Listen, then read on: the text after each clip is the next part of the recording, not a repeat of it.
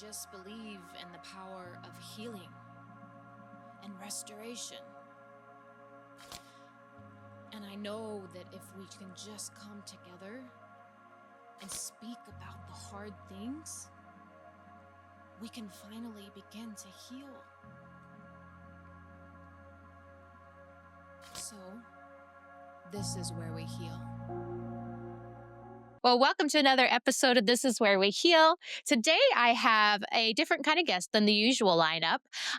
Today, we have Peter Mutabazi, and he is known as the foster dad of the country, I guess you could say. I don't even know how to describe it, but he is very well known. He and his family and the kids that he has taken in and fostered and adopted. And it is just such a beautiful story. And so I really wanted to highlight someone doing something really beautiful in the world with an incredible story of healing and overcoming and taking the things that have happened and doing something for good. And so, without further ado, Peter, welcome. And thank you so much for being here today. Well, thank you, Ashley. Thank you for having me here. And thank you for making sure that kids in foster care are seen, heard, and known. So we appreciate you. Yes, I love that. I've always had a heart for that as well. And I think that one day I'd like to do that myself. So I just love it. And I think it's so needed, so beautiful. And what I love especially about your story in particular is that you also came from a really challenging childhood. And so I'd love for you to just share your story with everyone who's listening. And then we can go into how you ended up being a foster dad. Well, absolutely. So I'm from Uganda. My dad is from Rwanda, and my mom is from Uganda. Born and raised in a small little village in Uganda where life was miserable, as in poverty. As a kid, I had to go fetch water from the age of 4, 3 miles away. Grew up in a home where I was lucky if I had 2 meals a day. We barely had one meal. Today would have beans, and next day would have potatoes. So didn't really have much to count on. And it wasn't just me; it was everyone in my village. So it wasn't like we were the ones suffering, but most kids like me, we never had a pair of shoes. Some of us didn't go to school because our parents could not afford $5, and that was life for me. Then at the age of 4, I began to realize that not only we're poor, but my dad was the most abusive human being you could imagine. So for Mm. me, poverty was waiting for me outside, but just under our roof, the abuse was just enormous, especially towards my mom. I think when you're the oldest and you love your mom, but you're too young to protect her, that was hard. Like you had to fight two battles: one, the abuse towards you, but also those towards someone you love, but yeah, you're too Mhm. small to protect. And that was my life. At the age of 10, I was like, look, my father is gonna take my life. Why give him the opportunity? So I never been 20 miles away from my village. I went to the bus station and asked the lady, hey, of all these buses, which one goes the farthest? And the lady said that one. And I went 500 kilometers away. And I had one option. That one option was to be a street kid. So from the age of 10 to almost 16, I was just a street kid who lived in the sewer. Why the sewer?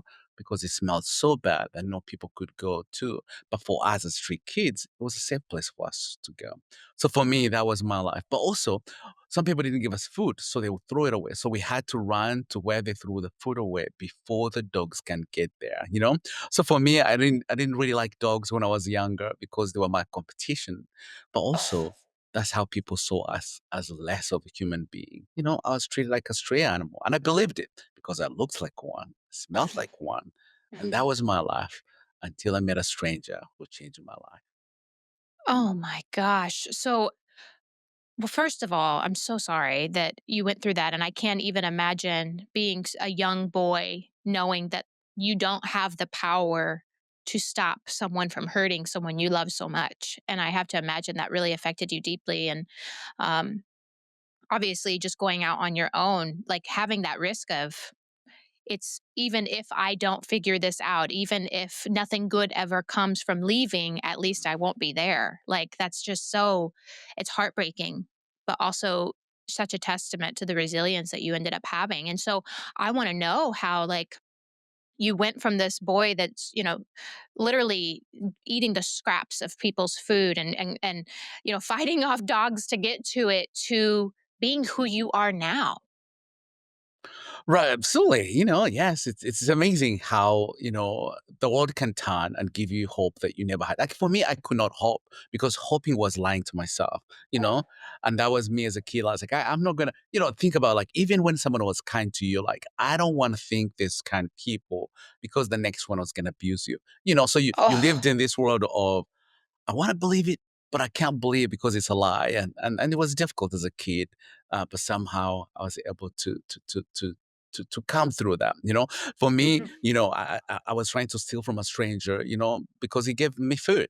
I didn't really think about it, but then he asked me my name. I was like, wait a minute, you want to know my name? Why? Because for 5 years, no one human being had ever asked me what my name was. So for me, I thought one, he's gonna abuse me. Two, it was like a flashback of your mom hearing someone wanting to know your name. You're like, my mom called me Peter, so you wanting to know my name. It brought back those flashbacks of my mom, and truly changed my life forever in a way that not only did he give me food for one time, but he gave me food for 1 year and a half. And one day he said, hey Peter, if you had an opportunity to go to school, would you go to school? I laughed at him. I was like, wait, I have never taken a shower.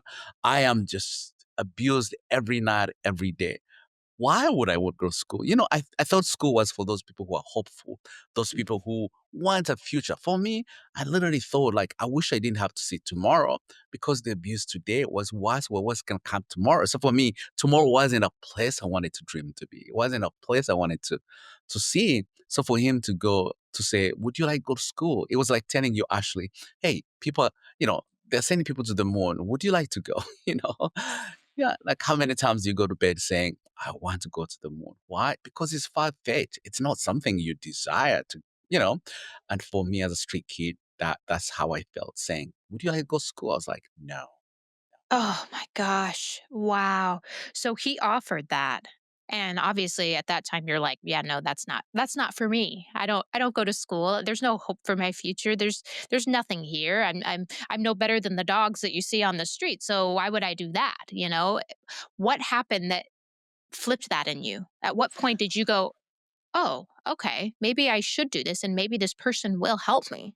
Right. So a few months later, he comes back. He said, hey, by the way, if you go to school, there'll be lunch, dinner, and breakfast. I was like, what time do we go? Be- because he said the one thing I needed the most, food, and that's all that it took. Food? Are you sure I can have 3 meals a day? Because I never had 2 meals a day. But remember, because he'd fed me for 1 year and a half, he'd built trust in some Yeah, way. I feel yeah. like, maybe I'll go check it out. That is the reason I went to school, not to be a teacher, not to be anything. Food. Are you sure? Wow. Yeah. So survival. Yeah, and food was there. So then, once I got there, I waited for lunch. Lunch was there. I waited for dinner. Dinner was there. I waited for breakfast. I was like, wait a minute. If I can follow the rules, this food will keep coming. And that's really what changed my life. I went to class because I knew if I go to class, there'll be a meal. It was my first pair of shoes to have. I didn't wear them because they were uncomfortable and confined. I was like, I'm going to wear these because if I wear the shoes, I will get the food. So for me, those are the few little steps that helped me do what I didn't like because I wanted to keep that flow of food coming. It's amazing the survival mode on what we're able to do just to survive. Yeah. To us in the United States, food is a basic need, it's a basic necessity that we get easily. But Mhm. for me, literally, I had to put my life online in order to get food. But that really does boil down to the true core of where healing begins is in consistency and safety. Mhm. And that's sometimes through people, sometimes it's through places, sometimes it's both. And that's where your healing really began because someone came into your life that offered some sort of consistency that you'd never experienced or known. And Right, then they became safe. Right. right, right, And then the place that they sent you, same thing. You were consistently being fed. You were consistently somewhere that you were safe and able to then kind of shift out of that survival mode into, okay, now I can breathe. Now I can see beyond just surviving and see what the potential is outside of that. right. And also, you changed my narrative. I thought my narrative was, "I'm useless. I'll never amount to anything," because those are the words I had from my father. "You never amount to anything. You're useless. I wish you were never born, so I did not have to feed you." And I believe those. Oh, But he changed the narrative of what I thought of myself. I thought I had no potential. But him saying, "Would you like to go to school?" think for me felt like, wait a minute, you mean I'm human? You mean I have potential? You mean I have the glimpse that I can go to school as well? So it's those that he really changed for me that I was like, you know what? Yeah, absolutely. I would like to go to school. Not did I go to school, but he also brought me to his home after 3 months at school. He's like, you know what? This kid hasn't made it. Let me introduce him to my family. And I think that's what sealed it because for the first time, I saw a father who was eating with his kids. I saw a Oh. father who was kind. I saw a father who deserved the best he could for everyone in his family. And now gave me kind of like a standard of what to be. So Mhm. now I went back to school saying, you know what? I want to be like that man. Be kind, Mhm. be generous, be kind to your family, and be polite as well. Something I didn't know men could do. I grew up from a family where men were just mean, abusive in every shape, form. And I believe that every man is that way in some way because it's Mhm. one example that I saw. So seeing the different example, I was like, hold on, hold on. I wanna have that. Oh, that's so beautiful. I read somewhere when I was taking college courses that the number one determining factor for a little boy's success in life is the example that he has and an education. Mhm. And I thought, and so that is literally your story. You find, Absolutely. yeah, you finally were given an example of what you could be. And because of that, you were able to believe in yourself that you could be that. And that's Right, so and beautiful.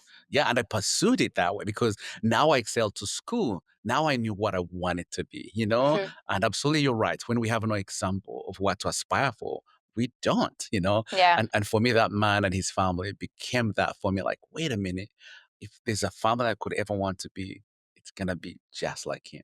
Oh, that's so beautiful. So, how long did you end up staying in that family? And then how did you transition from uh, that into your own kind of life where you became a single foster dad? Well, so absolutely. So one, I mean, they're still my family to this day for sure. Everyone thinks he's my bio parents. I'm like, no, he's actually kind of my foster dad. So I went to high school, and then I went to university in Uganda, and then I went to university in England, and that's how I came to United States through the kindness of a stranger that changed my life, not just my life, but my entire family as well. Hmm. And that was how I got here. Truly began to see, dream big, running away as a street kid and then living in the United Kingdom. I was like, wow, a street kid living under the bridges of Kampala, now traveling all over the world. Like, wow, what a change and what a world.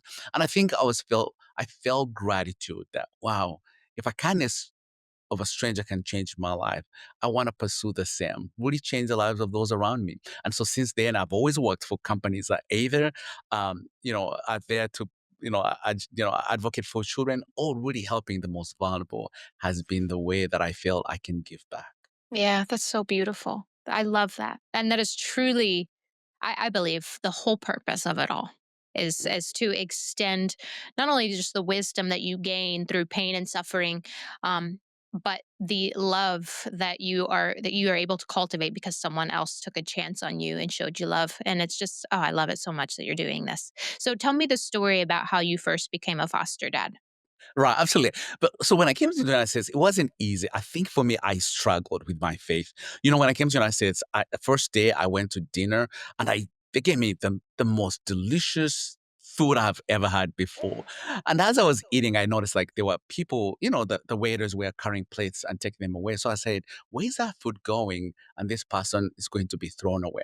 And in those moments, I think I was like, how can other people have so much to throw away and others die for lack of beans. So I think I was really struggling to see that I knew in those moments that in my village, there are kids who are going to lose their lives for lack of beans and potatoes. But in the same breath, I'm in a place where food is thrown away. And I Wow. think that really, I don't know, like my faith was just shaking. Like, I don't know what I believe now. But in the same breath, I think I began to realize that, wait a minute, too much is given, much is required. That I knew I'd been given much, rather than see as a negative, rather than in some way battle with the who have and those who don't have and those who are sleeping with no food. I was like, wait a minute. But what if? What if I can use what I've been given to do something for someone else, you know? And that's how I found out that there were kids in foster care in the same country I live in that I thought they throw food away. The kids go to bed hungry. And I was like, how is that possible? You know? Mm. And I think for me, I didn't want to hear the words like, hey, you know how some of us go to church and they tell us, hey, make the you know, be there for the least of these. Like I just had to take the steps to do so. Yeah. But I didn't know they could allow me because I thought to foster or adopt, you had to be white and married because Yeah. I had never seen anyone in my country or in Ethiopia who was adopting that looked like me. So I believed the lie that you have to be Caucasian and you have to be married. So Yeah. for me, I was like, look, I'm gonna go into foster care. At least they might allow me to mentor teenagers. So the social worker who received me said, hey, you know, I know you want to mentor teenagers, but would you, oh, have you ever thought of being a foster? I was like, hmm, I think about that, but I'm not qualified. And she said, why? I said, I'm single. She's like, Peter, 30% of our moms are single. You can be a foster dad. Literally, I signed up that day. And the Oh reason my why I gosh. signed up was because I wanted my life to matter, you know, Yeah. that I wanted to be there for the least of these in the United States, that I knew I can change a life just like someone changed me. And that was the start of being a foster dad. And I had one, and now I had 47 children. Uh-huh. What? In the last 8 years, I've had 47 children. I've adopted three, and I'm in the process of adopting the other two. You know, again, through the kindness of a stranger. But also too, really learning that kids here who need a dad, who need a mom, and who need a safe place to be. And I wanted to be that dad. Oh my gosh, that's so beautiful, and I love it so much. I have to imagine that there's a lot of joy and grief that comes with fostering, you know, because you said you had 47 children. Obviously, you can't adopt 47 children, Correct, correct, right? correct. So I have to imagine that it's both a bittersweet thing because you know that even if the time that I'm in their life is temporary, I can still make an impact, right? I can still change their perception of love and what love should look like, even if I can't stay in their lives forever, right? Right, absolutely. And for me too, like I really advocate for their moms and their dads, you know? I think it's easy for us on the other side to see these kids in foster care and say, look at their parents as villains. They are not Mhm. really villains. You know, as I remember, as a street kid, I would hear people say, what a mother would let their kids be on the streets of Kampala. But I was in my head, I was like, but you have no idea what my mom had to endure. You have no idea the abuse he had to go through. And I think with that, it helped me to also be there for the biological parents of my foster children, to give them a glimpse of hope because I was given that, but also to have resource, the place to believe. Think about if you no one has ever been there for you, how do you know how to be? If you grew up Mhm. in foster care and now you have a kids and they're in foster care, like who told you how to be a mom? You know? Mhm. And I think for me, having grace and really being there for their bio parents means a lot to me. The greatest gift I could ever give to the kids I have is to go back to mom and dad. I love them so much, you know? But also not to judge them, not to really be the villain, but truly see the best in them. Be the resource. Be the one that gets to encourage them. It's called it. Do not drink. Do not take in drugs. You know, show up for your child because I know what that means to be Oh, there for that's someone. beautiful. That's so you're so right too, because it would be easy to look down on them as like, how could you get yourself into this position? How could you have let this happen to your children to where I having to take care of them right now? And I'm sure a lot of people probably do feel that way in some sense. Even when their intentions are pure to truly help another child, I'm sure that it's easy to play the role of, oh, holier than thou, you know? But it's like every person has their own story and their Absolutely. own wounds and their own trauma, and we become what we learned, you know. Absolutely, yes. And I think for moms, you know, here's an example. You're a mom, you have four kids. You don't have a job, but you want to feed them and you want them to be well. And you're stressed about it. And some friend says, take this pill, it will help you sleep. Well, you take that pill, you know, and then the next day you'll say, can I have another one so I can sleep? And then 6 months down the road, you can't function with that pill. Well, did you really intentionally go there that that was the only solution? No, you know, that sometimes we fail to be there for our moms. You know, it's easy to judge, especially moms. You judge each other the worst sometimes, and they have no place to be. And I think for me, I've learned to say, I'm not here to judge what you're going through, but I want to help you succeed. And what Yeah. steps can I come alongside to really give you? And you're absolutely right. Sometimes we become of what we know, we become of who we are. And I would like to change that. Yeah, that's so good. And that's truly living and extending the love of God when you can do that and look beyond the imperfections of a person and see that there's someone that God really loves too. And there's someone that God wants to see do well too. And there's Absolutely. someone that God is rooting for too. And so, really, Yes. it's our job to do that as well, you know? Yes. And he does that for us, like to know I fail every time, but he still loves me. And to Hmm. do that conditional love, boy, I thought I was a Christian until I became a foster dad. Then I was like, man, I need that unconditional love every day, Facts. and extend it to others. Why? It doesn't mean that I just have it, but I have to extend it to others, Yeah. even sometimes when it's uncomfortable Mhm. and it's hard. It is hard. It's so hard, but it's so worth it too, Yes, because we get the love that we give, you know? absolutely. So let's dive into the kiddos that you have now. And I want to talk about, obviously I saw the video with all of them, but the what's your son's name? The oldest that you Anthony, have? Anthony, Anthony. yes. That's right, Anthony. So he was the first one that you adopted, correct? Correct. Yes. So tell me the story about that and just how that relationship has been cultivated in the process. Well, yeah, absolutely. So he's my number 11, so I had 10 kids prior before coming. So I had two siblings who had gone back home and I was feeling so broken, and I needed Mm. some time off. So I told my social worker, like, hey, I need a break, at least 3 to 4 months to heal over this. Yes, we get to love them, but as a foster parent, no one taught me how to say goodbyes. So they leave us in every bad way you could think of. So I was like, I need a break. It was on Monday. On Friday, I get a phone call from the same social worker, and she said, "Hey, Peter, there's a kid that needs a place to stay for just the weekend." I was like, "No, no, I'm not taking it." And then she said, "Well, this kid is at the hospital, and he really need help." As soon as I had the hospital, I was like, "Oh, okay." So I said, "I'll take him on a condition that you pick him up on Monday." So he comes at 3 in the morning into my home. As soon as he entered, the social worker left. So I said, "Hey, you can call me Mr. Peter. Don't worry about my last name." And he looked at me and he said, "Hey, but can I call you my dad?" You know? 20 minutes in my room. This is what I said. I said, "Hell no." You're like, whoa, No, whoa. no, no. And the reason why I think I said no was I have seen 10 go home. Like, you just can't come into my home for a few minutes and then you're dangling the dad word in front of me, like, no, you're leaving on Monday. Please don't. And he looked back and he said, but I was told I'm 11 years old. I can choose who my father should be. You should be my dad. I was like, dude, knock it off. You're leaving on Monday. So on Monday, they come to pick him up. And finally, I was like, so why was he left at the hospital? And the social worker said, "Hey, well, uh, he was adopted at 4 years old, and the family that adopted him just dropped him at the hospital, and they never said goodbye, and they never said why they didn't want him anymore." And in those moments, I was like, uh, "Wait a minute." I, I think I went back to my 10 years running away. I was like, "I can't let him go." I was like, so where is he going? They're like, well, we're looking for a group home. I was like, forget it. Just give me his paperwork. He will stay. Yeah. And in those moments, I knew he would be my son because he'd said, can I call him my dad? And knowing the history, I was like, absolutely. I would like to adopt him. And from Mm. there, I knew he would be my son.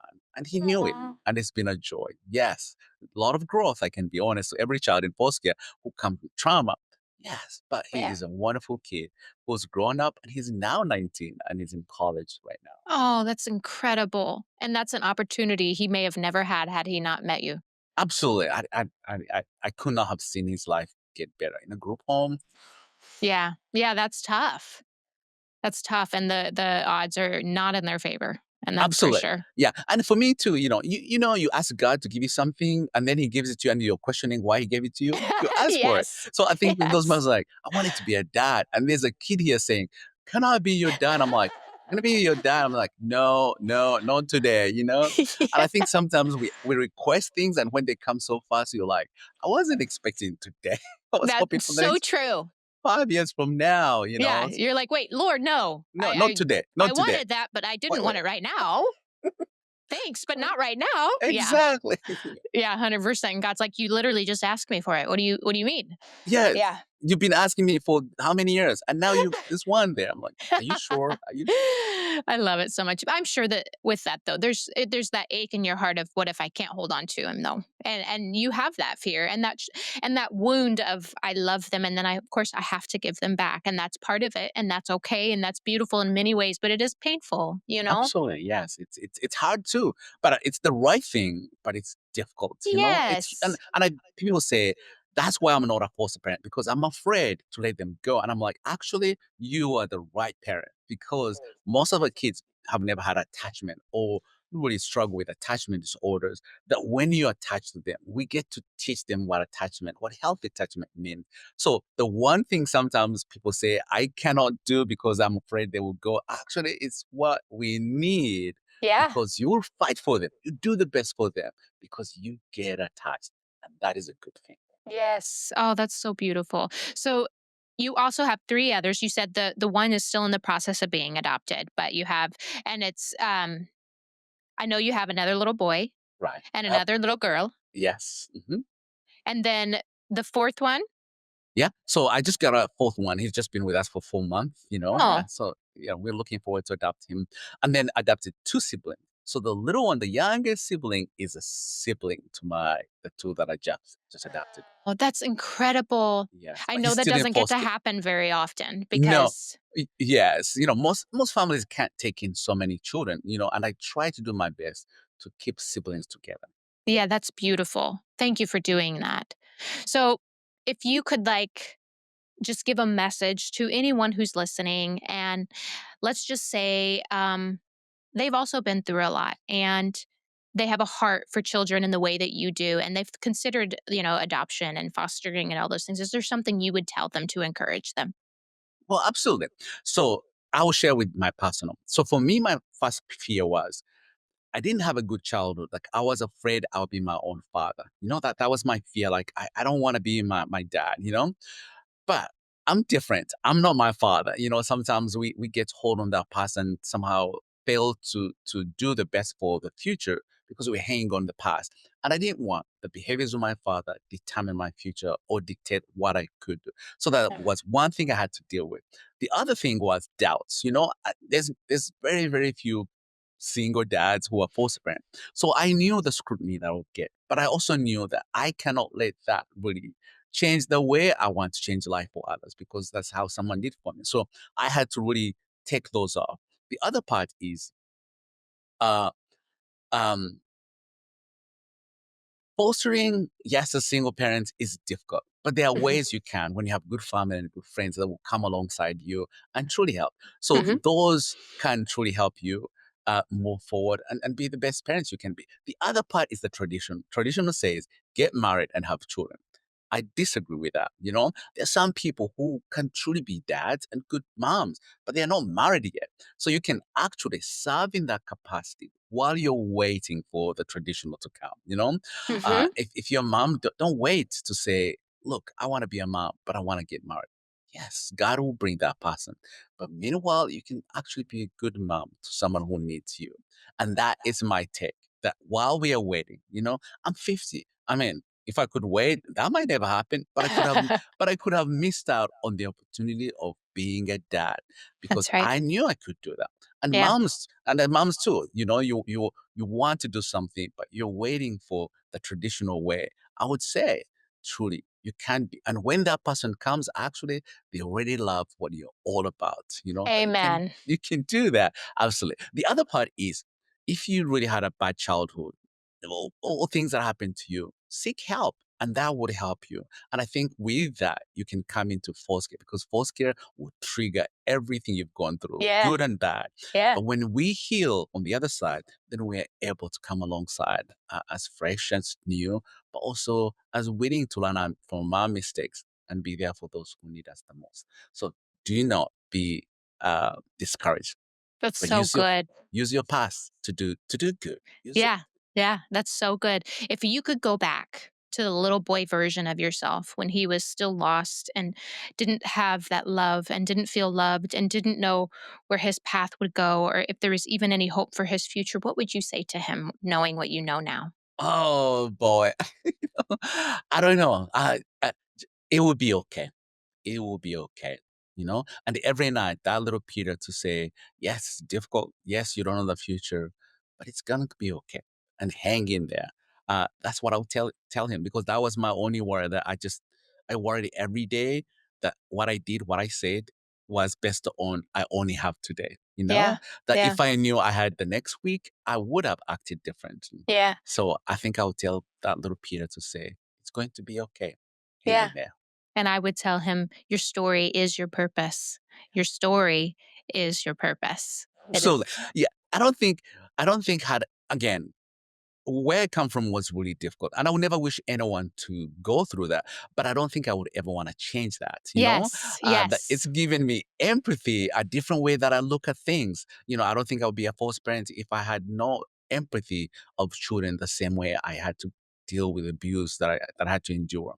So yes, I would say I don't know if you know the story of Joseph. Joseph, ran away. Yeah. And when his brothers found him, he said these few words that stuck to me. He said, for what you meant for evil, God used it for good to save a life. That meaning, hey, we got a past, but we can embrace it and we can use it to do good for ourselves. And if you're in there struggling or holding on the past, I'll be honest to you, the past is robbing you of what your future should be. That's The exactly it. past, the past is dictating what the future is for you, while you could embrace it and use it to do good and have a better future for sure. Oh, that's so good. That's so good. Thank you so much for your time today.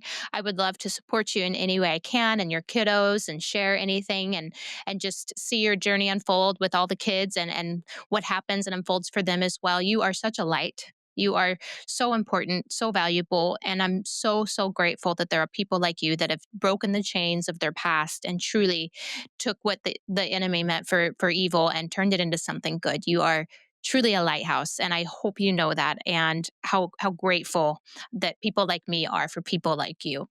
Thank you. Thank you for making us seen and had known. Yes, I can't wait for this episode to air. And for anyone who's listening, you can find Peter on Instagram. Do you have Facebook as well? Yes.